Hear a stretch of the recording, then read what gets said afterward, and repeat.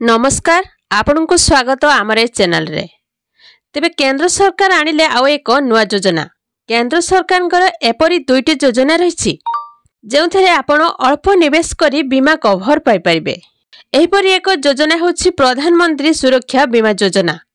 एही प्रधानमंत्री नरेंद्र मोदी प्रथम कार्यकाल मध्य आरंभ होइथिबा एही योजना 2 लाख टंका पर्यंत कवर प्रदान करा जाउछि। तेबे आसंतु जानिबा कोन रहिছে संपूर्ण खबर। तो वीडियो को लास्ट पर्यंत देखंतु, वीडियो को लाइक करंतु, चैनल को सब्सक्राइब करी पाखरस्थ बेल आइकन क्लिक करी ऑल सिलेक्ट करनियंतु। एही प्रधानमंत्री सुरक्षा बीमा योजना होछि मोदी सरकारनकर प्रथम कार्यकालर एही योजना होछि 1 वर्षर दुर्घटना बीमा योजना। एही अधीन रे दुर्घटना हेतु मृत्यु किंबा अक्षमता कवर होइथाय।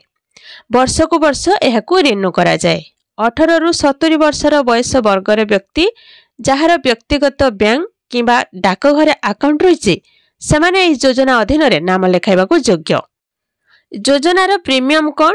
प्रीमियम रे दुर्घटना हेतु मृत्यु किंबा विकलांग पई वार्षिक 20 टंका, प्रीमियम रे 2 लाख टंका, आंशिक अक्षमता क्षेत्र रे 1 लाख टंका, आकस्मिक मृत्यु सह विकलांग कवर मिलथाय।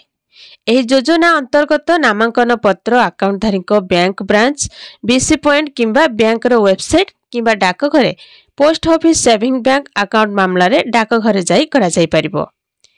ए योजना अधीन रे प्रीमियम अकाउंटधारी को 1 लाख टंका आदेश उपरे आधार करी ग्राहक को बैंक अकाउंट रु प्रति वर्ष ऑटो डेबिट होइथाय। पूर्वरु एही योजनार प्रीमियम वार्षिक 12 टंका थिला। तेबे गत वर्ष सरकार ए प्रीमियम को 20 टंका को वृद्धि करथिले। तेबे 20 टंका रे आपण माने 2 लाख टंकार लाभ पाई परिबे। मोदी सरकारनकर एही योजना अत्यंत लाभदायक। केंद्र सरकारनकर एही दुईटी योजना जेउथिरे आपण अल्प निवेश करी बीमा कवर पाई परिबे।